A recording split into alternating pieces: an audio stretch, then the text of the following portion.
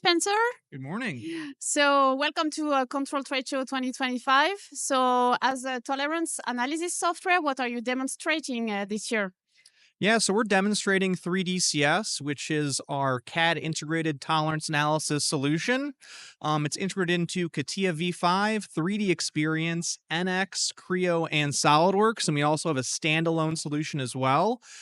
We've been developing this software for 30 years, and we are a key player in the market. So it's something we're really excited about. So if you have to convince your visitor this year, what Yeah. would be the key benefits you would choose to highlight?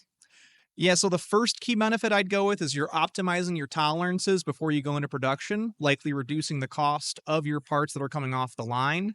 The second key benefit is once you go into manufacturing and assembly, you're going to reduce build issues that are going to stop the line and increase costs, obviously.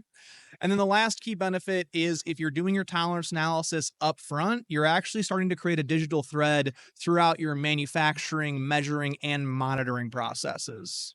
Okay, great. So have a great trade show. Thank you. You too.